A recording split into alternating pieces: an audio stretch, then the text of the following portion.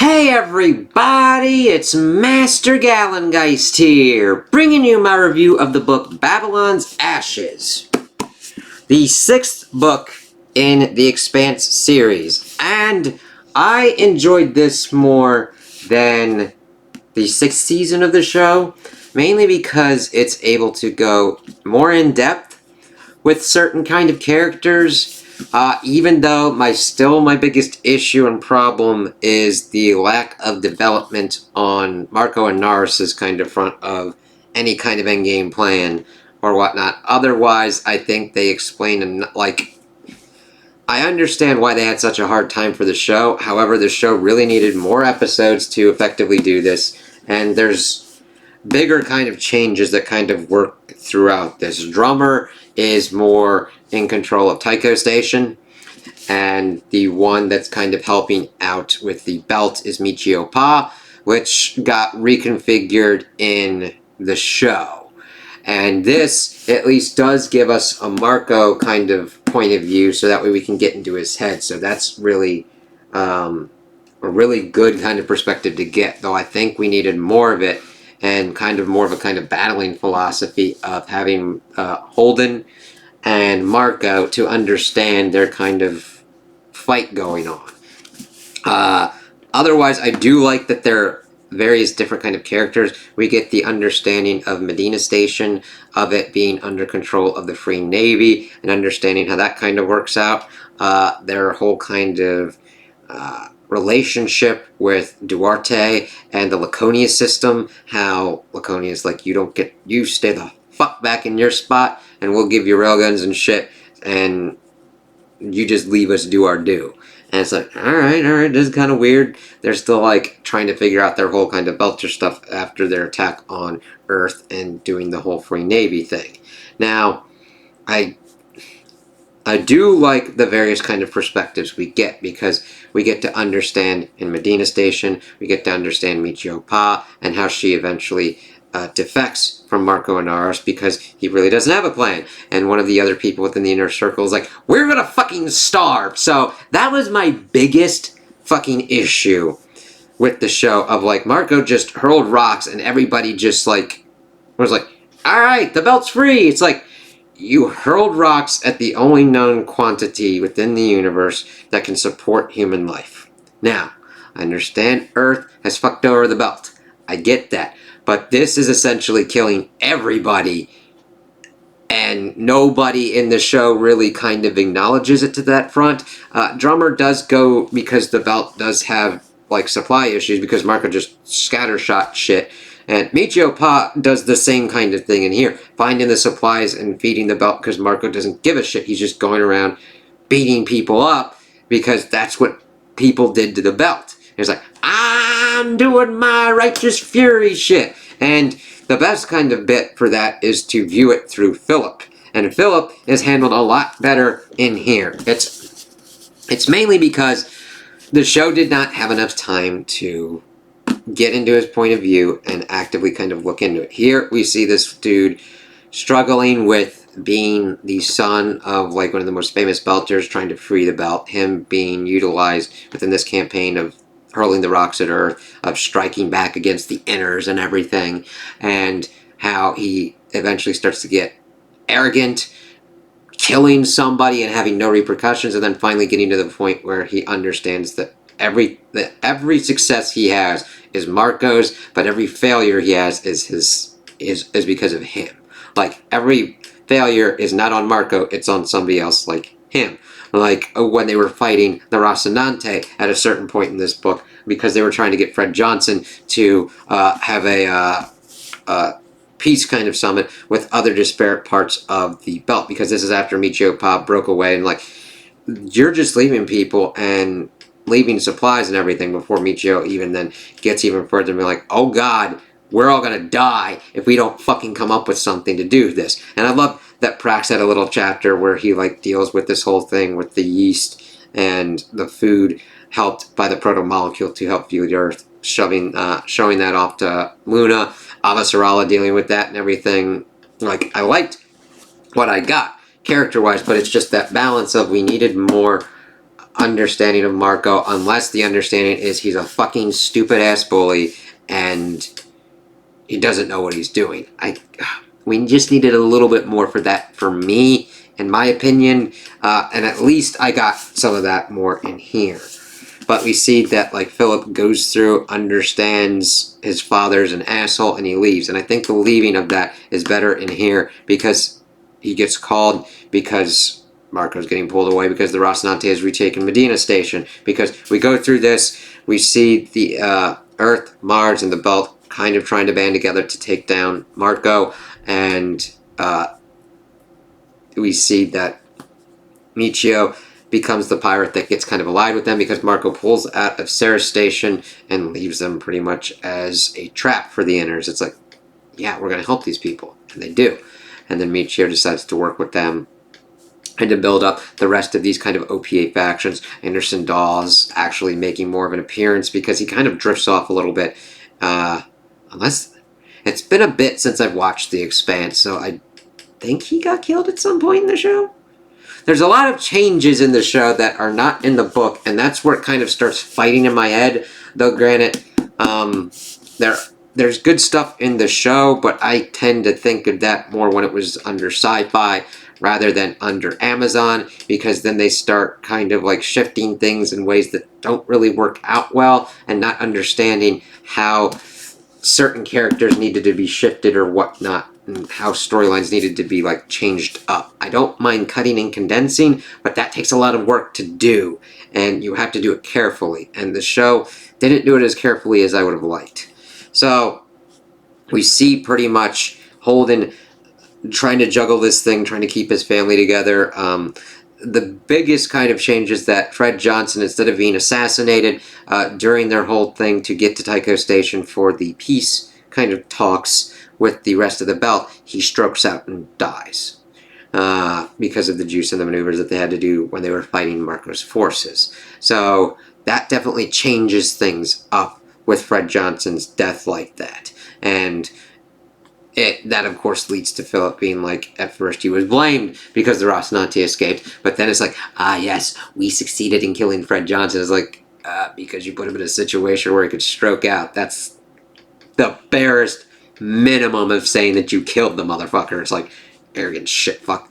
And also, Philip just stays on a dock and then gets work. He doesn't follow them get on the pellet to go after Medina Station. Any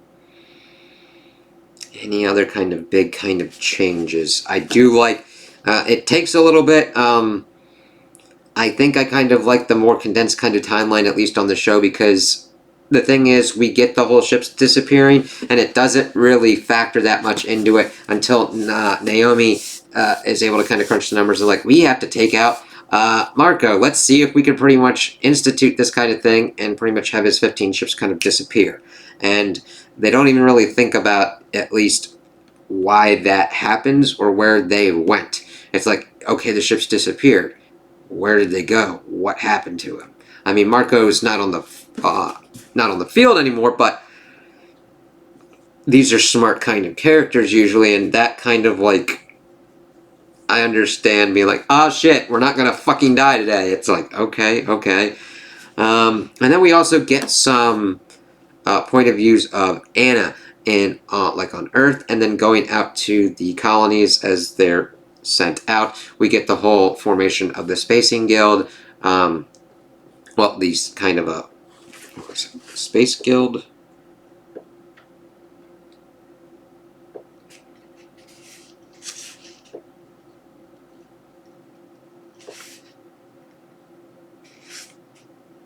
Like the Travel Guild kind of thing. And, of course, Avasarala nominates Holden, but Michio Pa's the one that's nominated by Holden. Be like, fuck that shit. Yeah, the Spacing Guild. I do like that they come together and they kind of hash that stuff out. Again, they have at least a little bit more time seeing the kind of inner workings going on in the book. So I definitely recommend the book moreover on this season because of more in depth of it, how it goes on certain things. Now, granted, Philip's character is going to be a grating, angsty little fucknut. But it makes sense because he's the son of other kind of fucknut who hasn't been a good father to him and instead uses him as a tool for murder, which Naomi tried to get across to him before. She's like, I gotta get out of here before you fuckers kind of kill my family and shit and try and like stop all the insanity of what you're attempting to do. I do like Philip's eventual journey of understanding that, and it's I believe is done better here because they have more time for it. The kind of worst thing that happened with, well, not the worst. There's a lot of bad shit that happened at the Game of Thrones kind of finale thing, but Game of Thrones popularized the whole 10-episode kind of season, and then I don't know why people are like, let's just have a shortened kind of final season.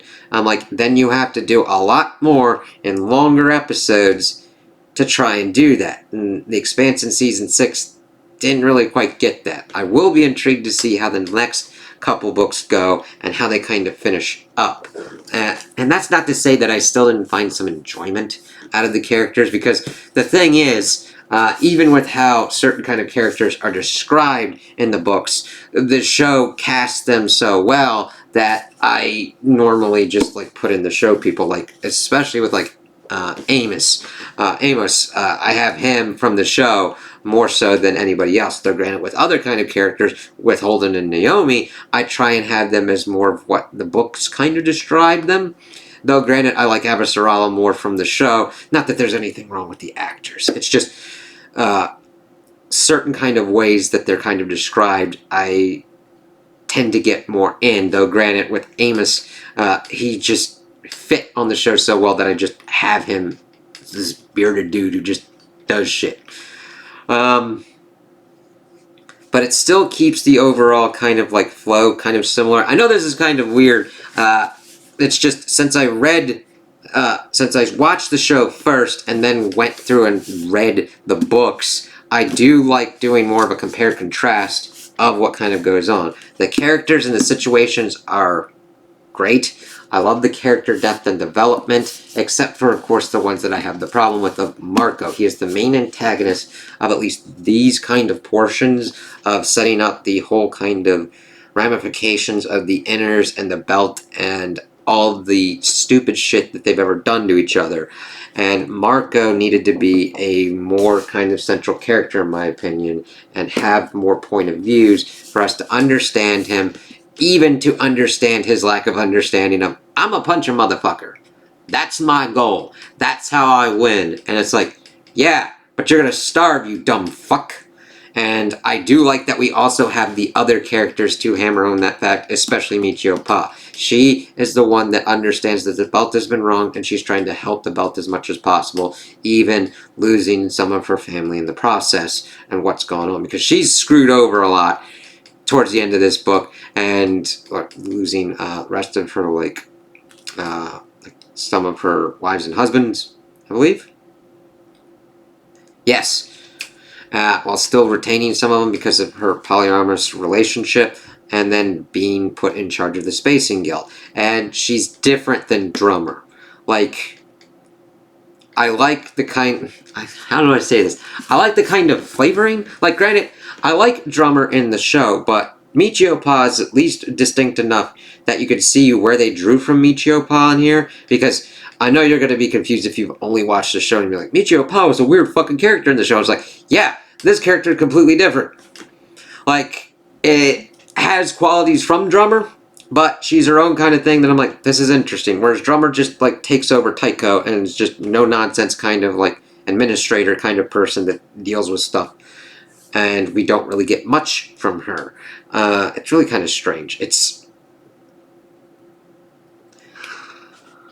But I enjoyed this book because the character development, the plot kind of developments, I would get sucked in and get through chapters and everything. Now, granted, I did take a kind of break because at one point I got sick and I had a brain fog, and I'm like, I want to make sure that I come back to this when I'm 100%, not really bad brain fog or anything like that. It was just like I couldn't give the attention that I wanted to on it. And I'm like, all right, cool. And then I got back into it. I'm like, all right. Yeah, I would definitely still recommend this if you're into The Expanse if you've read up to these books so far. And if you've been into the show, I would definitely recommend this because of the differences and similarities, but mainly the differences of how it works out versus what goes on in the show.